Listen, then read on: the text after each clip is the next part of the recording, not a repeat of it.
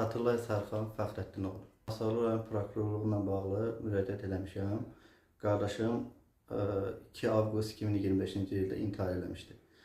Və həmin hadisədən indiyə kimi heç bir şəxs videoda çəkiliş də olub ki, onu bu ölümə məcbur edib, şantajlar olunub. Ancaq bu qardaşımın ölüm səbəbinə bağlı heç kimin cinayət işinə məsuliyyət daşımayıb, cəlb olunmayıb. Qardaşımın da ölüm səbəbi may ayında qardaşım öz həyat yoldaşından telefonda yarışmalar tutub çəkçimizdən. Həmin adamın adını da çəkib. Ancaq həmin gündən də öz həyat yoldaşını evdən çıxartmışdı. Çıxarandan sonra onun atası, bibisi, qızın atası, qızın bibisi, qızın valideynləri qardaşımdan əl çəkmədilər. Qızla həmin o yarışdığı oğlan qardaşına santajlar eləyərək, hədə qorxu gələrək qız demiş ki, sənin videonu, sənin lüt şəkillərini çəkmişəm, sənin lüt şəkillərini bütün internetdə, bütün saytlara yayacaq. Ya da ki, səndən 100.000 manat pul tələb edəcəm.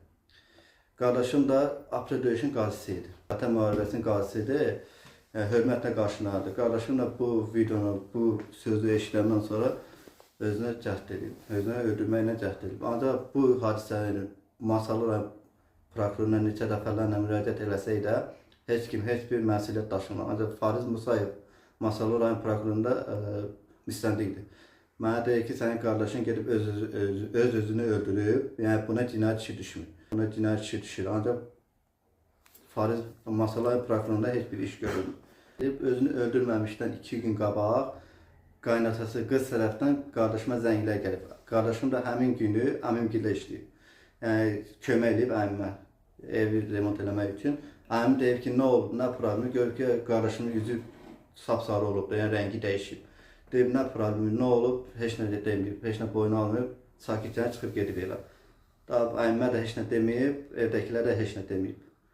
Ancaq özünü öldürən günü, özünü asan günü Masallı rayon təhqiqatçısı mayor Nəsimi Ağayev də ona zəng eləmişdi həmin gün. Nəsimi öz telefonunda var. Hamısı öz telefonunda. Nəsimi Ağayev deyib, heç nə, mən deyib, Masallı prokurorunda deyib ki, mən onların vərəqəsini istəmişəm də, nigah şəhadətnaməsini işləmişəm qardaşımdan. Deyir ki, qız adamı məndən istəyir, mən də onu istəyirəm. Qız adamı deyir ki, nigah şəhadətnaməsi mənim qardaşım vermir. Uşaq alıb 1 yaşı tamam olmamışdır deyə nigah rəsmi qaydada pozulub. Qardaşım əsasda videolarla təhdid olunub, pulla təhdid olunub. Qız deyib ki, sənin lüt şəkillərini çəkmişəm, videolarını çəkmişəm. Ailə olaraq evin içində olan durumları çəkdi. Olan vaxtı, həmin vaxtı, yəni evli ola, yəni həmin vaxtı qardaşım şəkillərini çəkib saxlayıb özündə. Yəni o barədə telefonu araşdırmışam, yoxlatmışam, o barədə bizə heç bir məlumat verməyib. Heç bir tədbir görülməyib hal-hazırda. Həmin günü qardaşım əmimgildə olub, çıxıb gedib evə, zəng gələn vaxt.